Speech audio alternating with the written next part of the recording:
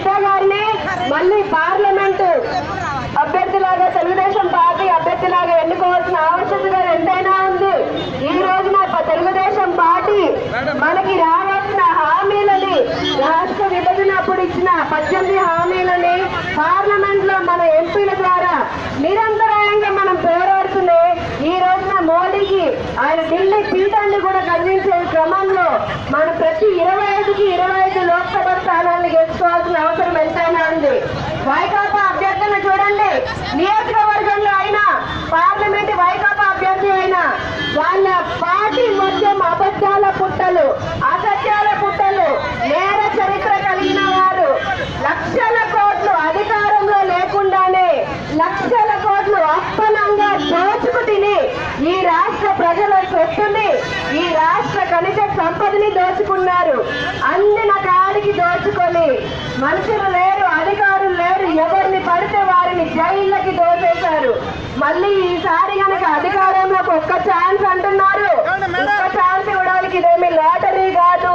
ఇది మన 5 సంవత్సరాల మన భవిష్యత్తు, మన బిడ్డల భవిష్యత్తు.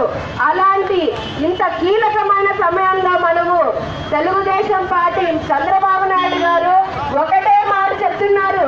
2014లో రాష్ట్రం 16,000 కోట్ల లోటు బడ్జెట్ లో ఉన్నప్పటికీ కూడా మీకు డ్వాక్రా రుణమాఫీ చేస్తాను అన్నారు, రైతు రుణమాఫీ చేస్తాను అన్నారు. అప్పట్లో జగన్మోహన్ రెడ్డి గారు ఏం చెప్పారండి? నేను రైతు రుణమాఫీ చేయలేను, ఆర్థిక పరిస్థితి బాగలేదు అన్నారు. అలానే డ్వాక్రా రుణమాఫీ చేయలేను, ఆర్థిక పరిస్థితి బాగలేదు అన్నారు. ఇప్పుడు వచ్చి చెప్తున్నారు ఏదో చంద్రబాబు నాయుడు గారి కంటే ఎక్కువ చేస్తానని. అంటే ఈ 5 సంవత్సరాలు తెలుగుదేశం పార్టీ పెంచిన సంపదని మళ్ళీ కొల్లగొట్టడానికి ప్రజల ముందు ఒక ముసుగేసుకొని వచ్చి అబద్ధాలు ఆడుతూ ఉన్నారు. అయినా కూడా ఏ రోజు జైలుకి వెళ్తారో తెలీదు. ఇప్పటి వరకు మీరు నిజంగా మనీ లాండరింగ్ కానీ అక్రమాస్తులు కానీ సంపాదించి ఉండకపోతే ఎందుకు 7 సంవత్సరాల నుంచి ప్రతి శుక్రవారము కోర్టులకు వెళ్తున్నారని ప్రజలు నిలదీస్తూ ఉంటే మీ దగ్గర సమాధానం చెప్పడానికి సమాధానం లేదు. రోజుకొక కుట్ర పన్నుతున్నారు. ఈ ప్రజలంతా కూడా చూస్తూ గమనిస్తూ ఉన్నారు. లోటు బడ్జెట్ లో ఉన్న ఆంధ్రుల కళల రాజధాని అమరావతిని పూర్తి చేయడం కోసం మన అహర్నిశలు కష్టపడతా ఉన్నారు. రాజధాని ఈ రోజు అమరావతిలో ఉంచుతాను ఉండను అని చెప్పని మేనిఫెస్టోలో కూడా పెట్టుకోలేదంటే దౌర్భాగ్యమైన పరిస్థితులలో మన జగన్మోహన్ రెడ్డి గారు ఉన్నారు. అంతకు ముందు మైకులలో మీటింగ్లలో చెప్పాడు రాజధాని ఏం జరిగింది, అమరావతి భ్రమరావతి అన్నారు. అలాంటి భ్రమరావతిలోనే 100 కోట్ల కట్టుకున్నాడు అందరికీ. ఇప్పుడు 4 సంవత్సరాల తర్వాత ఈ రోజు వచ్చి మళ్ళీ మేనిఫెస్టోలో రాజధాని అక్కడే ఉంచుతాను, పలానా సందర్భంలో ఈ లోపల పూర్తి చేస్తారని చెప్పలేదు. 13 జిల్లాలకి పోలవరం అనేది జీవనాడి, గోదావరి కృష్ణ జలాలని అనుసంధానం చేయడమే కాకుండా ఈ రోజు మన ప్రకాశం జిల్లాకి పైనున్న జిల్లాలకి కూడా నీరు అందిస్తూ రాయలసీమ జిల్లాలని కూడా రతనాల సీమలాగా మారుస్తున్నారు అపర భగీరథుల్లాగా చంద్రబాబు నాయుడు గారు. అలాంటి పోలవరం విషయం కూడా ఎక్కడ జగన్ వాళ్ళ మేనిఫెస్టోలో పెట్టలేదు. కానీ చంద్రబాబు నాయుడు గారు నేను ఖచ్చితంగా ఈ టైం కల్లా నేను డిసెంబర్ కల్లా పూర్తి చేస్తాను అని చెప్పని మనందరికీ మాట ఇస్తున్నారు. ఇక ఎన్ని మాటలు అబద్ధాలు. పసుపు కుంకుమ గురించి అక్క చెల్లెల్లారా మీరందరూ ఒకటి గుర్తు చేసుకోవాలి. మనము 95 లక్షల మందికి తెలుగుదేశం పార్టీ పసుపు కుంకుమలు ఇస్తున్నాము.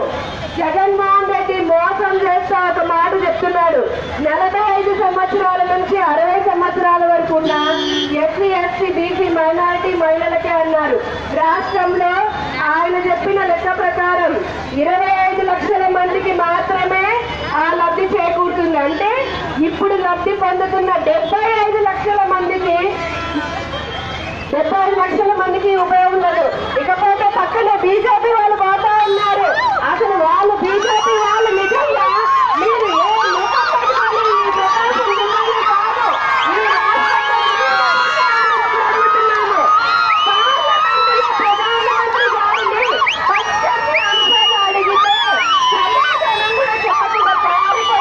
ప్రధానమంత్రి గారు గుంటూరు వచ్చారు.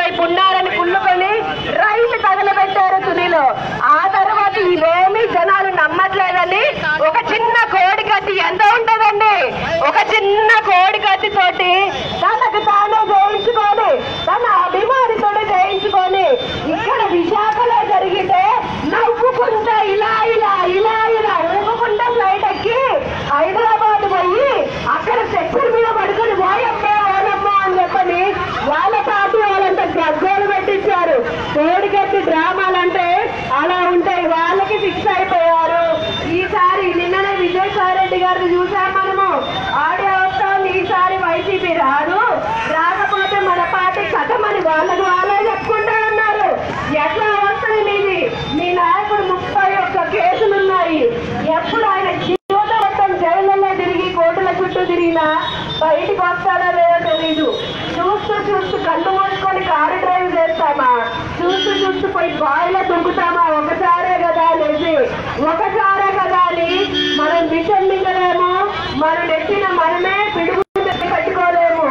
చంద్రబాబు గారు చేసిన సంక్షేమం, ఆయన మొదలుపెట్టిన అభివృద్ధి పనులు ఇప్పుడు కాదు 20 సంవత్సరాల వరకు కూడా ప్రజలందరి భవిష్యత్తుకి పునాది పాటలుగా వేశాయి. అవి 150 స్థానాల్లో తెలుగుదేశం గెలవబోతోంది. 25 లోక్సభ స్థానాల్లో కూడా తెలుగుదేశం పార్టీ అఖండ మెజారిటీతో గెలవబోతున్నాము. ఈ రోజు దేశంలోని ఉన్న వ్యవస్థలన్నింటినీ అడ్డుపెట్టుకొని మన వాళ్ళ మీద ఐటీ రైడులు చేయిస్తారు. ఏం భయం లేకపోతే ఎందుకయ్యా మా వాళ్ళ మీద ఐటీ రైడులు చేయిస్తారు? చేయించుకోండి, ఎన్నైనా చేయించుకోండి. సిఎస్ ని మార్చారు, వెంకటేశ్వర గారిని మార్చారు, ఐఏఎస్ లను మారుస్తారు, ఏపీలను మారుస్తారు. ప్రజాస్వామ్యం అంటే అంత అపాయంగా అయిపోయింది. మీకు రాళ్లు తీసుకొని తరిమి కొట్టారు తెలంగాణ వాళ్ళు జగన్మోహన్ రెడ్డిని. వరంగల్లో వాళ్ళకి కాళ్ళకు ఊడిగం చేస్తా ఉన్నాడు ఈ రోజున కేసీఆర్ కి. ఆయనకు ఆస్తులు అక్రమంగా సంపాదించిన ఆస్తులను కాపాడుకోవడం కోసం ఈ రోజున ఆయన ఇక్కడ కేసీఆర్ కాళ్ళకి, ఇక్కడ మోడీ కాళ్ళకి పొర్లు దండాలు పెడతా ఉన్నాడు. ఆయన ఒక్కడు పెట్టుకోండి, మన 5 కోట్లు పెడతామా? మన ఆత్మగౌరవాన్ని మనం ఎప్పటికీ తాకట్టు పెట్టకూడదు.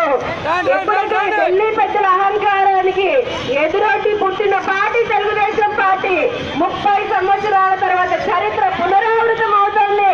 మళ్ళీ ఢిల్లీ పెద్దల పీఠాలు కదిలించే విధంగా అఖండ మెజారిటీతో ఆంధ్రుల చెప్పారంటే మళ్ళీ మనము భారతీయ జనతా పార్టీకి, ఇక్కడ జగన్మోహన్ రెడ్డి గారికి, అక్కడ మన కేసీఆర్ గారికి మనం చూపించబోతున్నాము. ఆంధ్రులు అన్నారు, ఆంధ్రుని పెండ బిర్యానీలు అన్నారు, ఆంధ్రుని రాక్షసులు రాలేసుకుని ఆత్మహత్య చేసుకుని సిగ్గుచరం లేదని అన్నాడు. అవన్నీ ఎంతగా ఉన్నాయో, ఎలా ఉన్నాయో రేపొద్దున మే 23వ తారీఖు మేము తెలుగుదేశం పార్టీ సాధించబోయే అఖండ విజయంతో తెలుస్తుంది. ఇంకొకసారి ఎవరైనా ఆంధ్ర బార్డర్ వంక కన్నెత్తి చూసినా కూడా వణికిపోయి భయపడే విధంగా మన గెలుపు ఉండబోతోందని నేను తెలియపరుస్తున్నాను. ప్రకాశం జిల్లాలో ఉన్న ఆ పల్ప్ ఇండస్ట్రీని, రాబోతున్న పల్ప్ ఇండస్ట్రీని, మళ్ళీ మన పోర్టులని, ఇప్పుడిప్పుడే మన జిల్లాలో జరుగుతున్న అభివృద్ధిని అడ్డుకోవడం కోసమని చెప్పని డమ్మీ క్యాండిడేట్ పెట్టి విచ్చల విడిగా డబ్బుల్ని వెదజల్లుతూ కుట్రలు పన్నుతూ ఈ రాష్ట్రాన్ని ఎలాగైనా చేతికిచ్చుకోవాలని జగన్మోహన్ రెడ్డి ఆయన పడుతున్నాడు తాపత్రయం. దయచేసి అందరూ గుర్తుపెట్టుకోండి. ఒక్కసారి గనక మనకి ఏదైనా తేడా వచ్చిందంటే 20 ఏళ్ళు వెనక్కి వెళ్ళిపోతుంది. అడవి దున్నల పాలన వస్తుంది. అడవి దున్నల పాలన మనకి అవసరం లేదు. చల్లటి చంద్రన్న పాలనే మనకి కావాలి. అందరికి ఎన్నో పథకాలు పెట్టాము. ఈ నియోజకవర్గంలో దామచర్ల గారు ఎన్నో వేల కోట్లతో అభివృద్ధి పనులు చేశారు. మళ్ళీ కూడా మీ ఆశీర్వాదాలు కోరుకుంటూ ఉన్నారు. ఖచ్చితంగా గెలవబోతున్నాము. మళ్ళీ మీకు ఇచ్చిన మాట ప్రకారమే ఇచ్చిన హామీలందరూ కూడా నెరవేర్చడానికి మేము సిద్ధంగా ఉన్నాము. మీరు సిద్ధమా? గెలుపవరిది. మనమిచ్చే గెలుపు దెబ్బ కళలో కూడా అబ్బా అనాలి. ఎవరనాలి? అబ్బా అనాలంటే మోడీ అనాలి, అబ్బా అని. జగన్మోహన్ రెడ్డి గారు అబ్బా అనాలి. లోటస్ పాండ్లో కూర్చొని కేసీఆర్ కూడా అమ్మ బాబాయ్ ఆంధ్రోలా అనాలి. అలాంటి గొప్ప వాళ్ళకి రుచి చూపించాల్సిన అవసరం మళ్ళీ మనకి ఏర్పడింది. సిద్ధారాఘవరావు గారు ఆయన ప్రభుత్వంతో, చంద్రబాబు నాయుడు గారితో చాలా చక్కటి ఆయనకి అనుబంధం ఉన్నది. ఇంతకు ముందు ఎమ్మెల్యే లాగా, మినిస్టర్ లాగా ఆయన వేల కోట్ల రూపాయల అభివృద్ధిని సాగించారు. ఇప్పుడు పార్లమెంట్ అభ్యర్థిలాగా ఉండి ఆయన పార్లమెంట్ లోకి వచ్చే నియోజకవర్గాలన్నింటినీ కూడా ముందుగానే చక్కని ప్రణాళిక వేసుకున్నారు. ఆయనను కనుక మనం గెలిపించుకొని సిద్ధారాఘవరావుని, దామచర్ల జనార్దన్ గారిని మళ్ళీ ప్రకాశం జిల్లాలోనే అందులోనూ ఈ ఒంగోలు నియోజకవర్గాన్ని మనము రాష్ట్రంలో అన్ని నియోజకవర్గానికి ఒక రోల్ మోడల్ లాగా చూపించాలి. దానికి అఖండమైన మీ ఆశీస్సులు కూడా మాకు రావాలి. తెలిసిపోతోంది అక్క చెల్లెళ్ళ మీ ఆప్యాయత ఏ విధంగా ఉందో. గుర్తుపెట్టుకోండి, ఏప్రిల్ 11వ తేదీ సైకిల్ గుర్తుకే మీ ఓటు. 1 ఎమ్మెల్యే గారికి, 2 ఎంపీ గారికి 2 ఓట్లు కూడా ఒక్కొక్కరు 2 ఓట్లు వేసి సైకిల్ గుర్తుకే వేసి పక్కనున్న వీధి పార్టీ స్లిప్పుల్లో తెలుగుదేశం సైకిల్ గుర్తు వచ్చిందా లేదా అని చూసుకొని బయటికి రావాలి. ఏదైనా